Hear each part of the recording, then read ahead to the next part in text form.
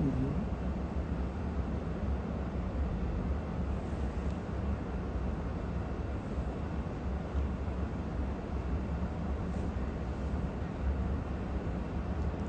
Invite us in, please.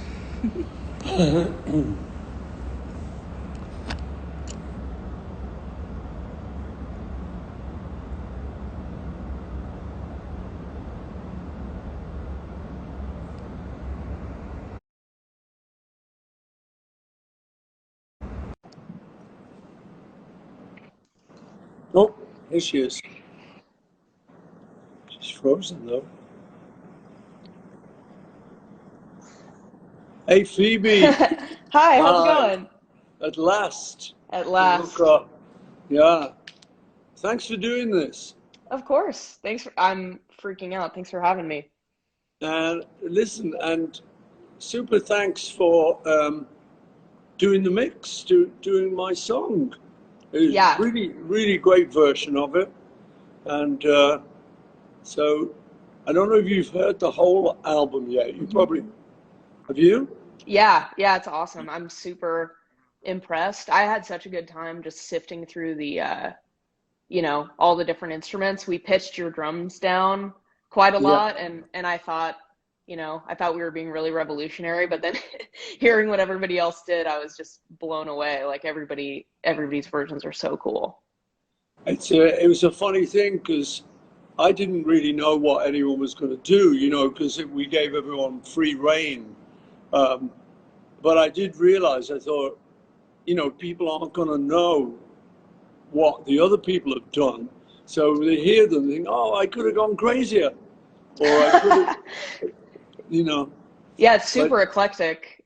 yeah, It's but just such a cool collection of music. Like it almost sounds like the songs are from different places as well now, which is so yeah, funny because your record is so cohesive. yeah, Uh yeah, it's so cool. yeah. Well, thanks for doing it. It's beautiful. Yeah. And whose idea was it? You changed the key. You, Yeah, so that was Tony Berg, my producer. Is I play guitar, but I still don't know like my circle of fifths, and I don't know really how to read sheet music, and Tony kind of fills that gap for me. yeah, um and he was like, I have a wild idea where we just change the key in the chorus. yeah, um yeah, and it turned out great, and we just had so much fun. But one time when we were making one of my own records, he was like, he was like, "Well, you really have an opportunity here to change the key. Like you haven't left the key in the song at all." And yeah, I was like, Tony, most people don't change the key in their songs. You yeah. know? Why would you do that? Exactly. You know, Yeah, uh, but sometimes it's cool. exactly. Yeah. So, what's your day looking like? Where are you, first of all? I'm in LA. You are too, Are right? you? I'm in LA too. Awesome. Yeah. Yeah, I beautiful just, day. yeah. Have you got much on today? No, not really. I mean, I'm sure you know the deal. Like a couple random internet Yeah. interviews or meetings and whatever, but filling Yeah. the days has been kind of hard. I've been walking my dog like 5 times a day. Well, there you go. Who's that? This is Maxine. She's she's pretty tired. Is But she is she a puppy? yeah, she's a puppy. I had been looking for a rescue puppy pug for years, and finally one fell into my lap recently, and so that Wow, keeps me busy. that's good. Yeah. What about you? What do you got going on? I've yeah, I've got quite a sort of full day today. I started off um, I've just now watched an animatic of an animation film that I'm involved in, where I've written the music. It's a film called High in the Clouds, which is being made now in animation. So they put it all together, and there's some bits that are kind of almost finished, but mainly it's just rough drawings. It's just so you can see the story. and see Right. where the songs come in and see where it's a bit slow or it's a bit this. So I just watched that. That was really cool. And then I'm talking to Phoebe Bridgers later. She's really cool, man. Have you heard of her? No, no Oh, idea. oh, she's good. So I'm talking to her. And then I'm going to talk to Josh Homme. Awesome. Yeah, that version is Yeah, really, really cool. so that'd be nice. And then I'm going over to a recording studio where I've been working with a young producer. You've probably heard of Andrew Watt. Oh yeah, big fan. Yeah, he's yeah, and I hadn't met him, but my manager said, you know, it'd be nice if you wanted to meet him. You know, just hang out, have a cup of tea or something. So I went over to his place, and we were just chatting. And then at one point, he just sort of looked at me kind of cutely and said, "I'd like to do a song with you." I thought, okay. So suddenly we're picking up guitars and then making a song, and I was on the drums, and so I'm going over there hopefully to finish off the thing we've been doing. And then my nephew is in town with his daughter, and I'm going out to dinner. Me and Nancy are going out to dinner with them later, so I've got a full day. Yeah, you got a full, I mean, you've gotten a lot out of COVID. I don't know if you felt I don't like has being stuck inside helped you make stuff or has it stopped you from it's like for me it just like I just stopped feeling inspired at all because the collective consciousness was so Yeah. stressful. But I don't know, it seems like you got a lot done. Well, you know, I was kind of lucky because I got locked down with my daughter Mary and her family, her husband and their 4 kids. So that was kind of nice. I was locked down with my grandkids. And, you know, I visit them or they visit me occasionally, but we don't live together. But in COVID, we did, you know, so that was nice for me. I loved it. Um, and the UK government said, you can go to work as long as you can't work from home. So I thought, this is good. I've got my recording studios 20 minutes away from where I live. So that allowed me to do that. So in actual fact, I felt a bit guilty admitting that I was actually having a good time. So many people weren't, you Totally. know, Yeah. but I was able to get over to the studio and do all these songs and finish up some stuff that I've been meaning to do. Uh, and then that ended up as the McCartney 3 album. Yeah, And how then I long has come, it been in the works for you? Like how like when was the first song tracked? um, they were over the years. Yeah. Most of them were just from the last couple of years, where I'd sometimes if I've got nothing on, I just like being in the studio, so I'll go in and I'll mess around basically, you know. Totally. I'll yeah, and I enjoy that, you know, it kind of so. I was able to do that, but then it meant that there were a few songs I'd messed around with and I got something on them, but I had to leave them. So then I'd say, okay, look, let's look at that one, let's grab that one, take a look at that. Right. So that became the thing of finishing up all these songs, and then there were one or two that I'd just written, like "Seize the Day," that I'd just written that, so I kind of went in and um, recorded that. But it did mean that I could be very creative during lockdown, which was a big blessing. Totally. Mm. Do you ever like write an entire song and then a couple years later you take another stab at it and everything about it changes? Like do you write half the lyrics one year and then 3 years later finish it, or once you finish something is it just kind of that's what it is? No, you know, I like to think you can do it anyway. So that's how it happens with me. You know, sometimes it's the complete song, you got all the words and all the melody, and you can go in and record it. Sometimes, like you say, you've got an idea for the song, and you maybe got the first verse or something, but you haven't got a bridge, you haven't got a middle, So that's good to come back to it and think, oh, I better get serious here. I better make a bridge, you know. So that happens as well. And then sometimes I just make it up in the studio. Wow, And that's bold. that's a bit more precarious, you know, because you can spend hours thinking, what should this word be, you know, and whatever.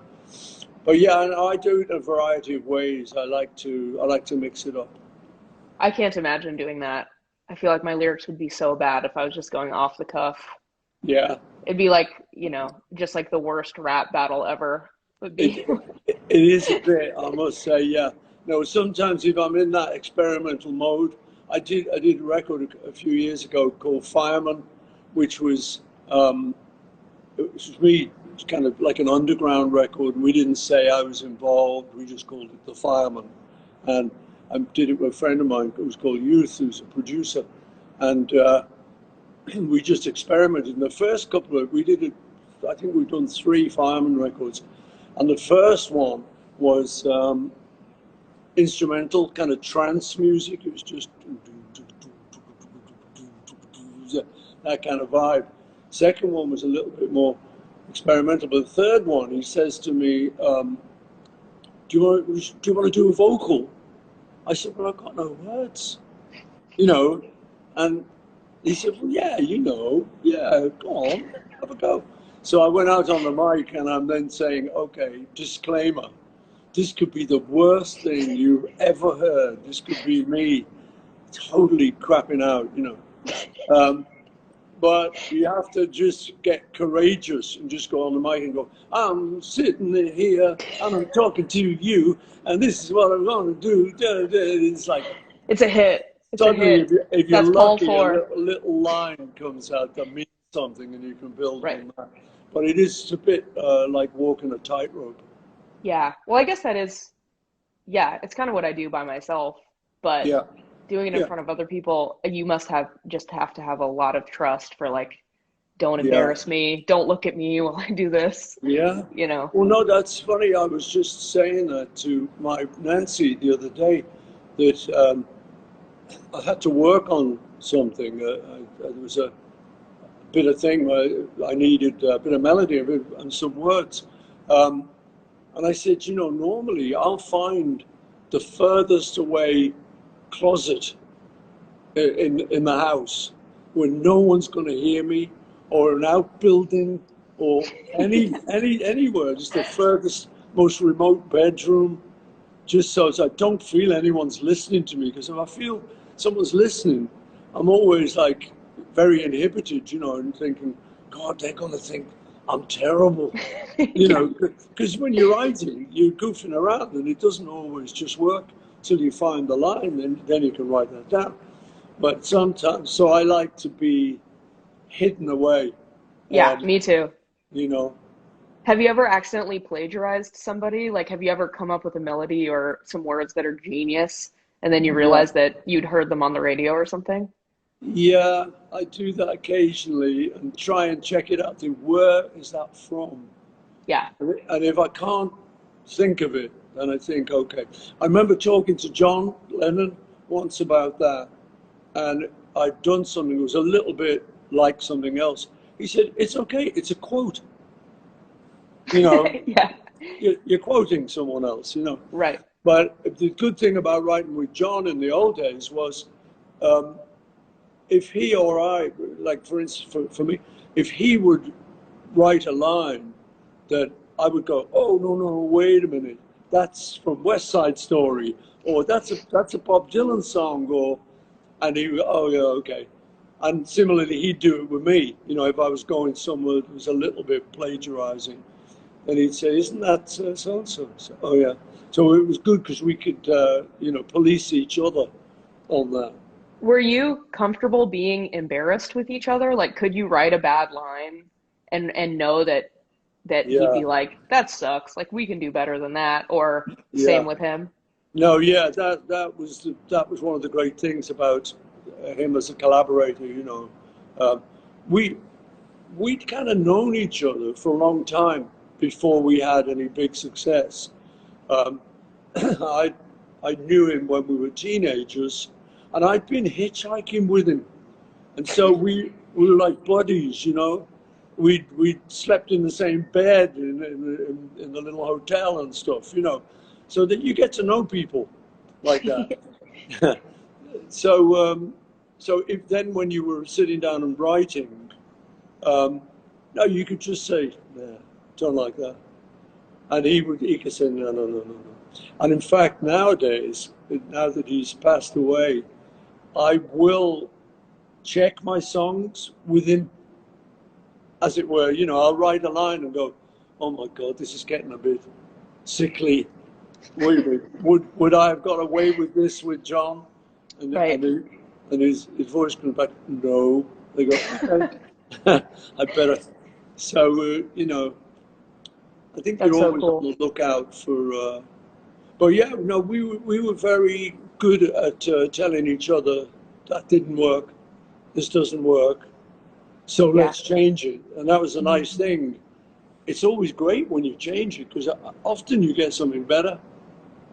Oh, totally. Do you ever find that if you're really searching for a rhyme or another line to go along and it takes you forever, Yeah, when you finally find it, I feel like the initial thing that you were trying to rhyme it with is just it pales in comparison. Like yeah, it just doesn't even make sense anymore. The focal point of the song disappears into a way better song yeah, than the yeah, idea. I love that yeah. feeling. Yeah. No, I agree. And sometimes you'll, like you say, be hung up on a line or on a thought, and it's just taking too long, and it's causing too much trouble. So you just get rid of it. Let's just go somewhere else, you know. Yeah. You know, and that's a nice feeling. We the one big time that happened with me and John writing was we were doing a song that turned out to be "Drive My Car," the Beatles song, "Baby, You Can Drive My Car." Hmm. But at first, I brought it in, and I had the rough melody, but it was like, "I can buy you diamond rings, I can get you anything," and it was like, you know, and we were trying so hard to make something of it, but in the end, we just looked at each other. It was like, this isn't going to work. So I think we had a cup of tea, a little quick break, came back to it, and then just thought, no, we got to kind of go tongue in cheek, and it's it's about this girl who wants a driver, and you know, and then it flowed once we just got away from those golden rings. Yeah. Do you have things that you do when you are stuck, like take a little walk or make a cup of tea or things that Yeah, work every I think time? it is. Yeah, I think it's good if you can just to get away from it for a moment, bit of fresh air or something. Yeah. There's, I heard a story. There's a guy, Fats Domino, the old rock and roll player from New Orleans. He used to write with a guy called Bartholomew, I think it was, and they're sitting one day. They're trying to write this song, and it's going quite well, but they walk outside into the garden kind of thing. And there's a neighbor who's got quite a vicious dog. The dog starts barking at them, and they kind of go, "Oh hell, get back in the house." And then it was like, "Baby, don't you let your dog bite me." That's like, "Yes, me, and I'm in love again. Baby, don't you let your dog bite me." It's like the best line in the song, but it came Totally. from them taking a break out in the garden. I love stuff like that. Yeah. That's so cool. So how do you write? What's your ideal situation to write? Um, yeah, it takes me at the least like 3 years to finish a song. It Um, does? well, yeah, because I feel like I'll write the whole thing and it's okay, Yeah. but I feel like the real test is if I make something and then I listen to it the way I listen to the music I love. If I'm not compelled to listen to it again after I write it, then it probably isn't that good.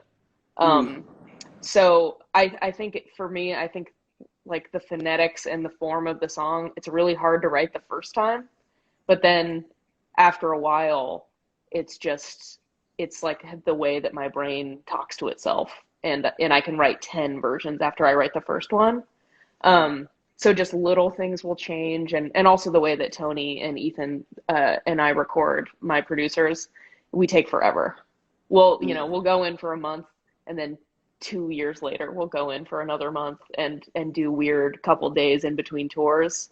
And it's so fun because my favorite is the delete button.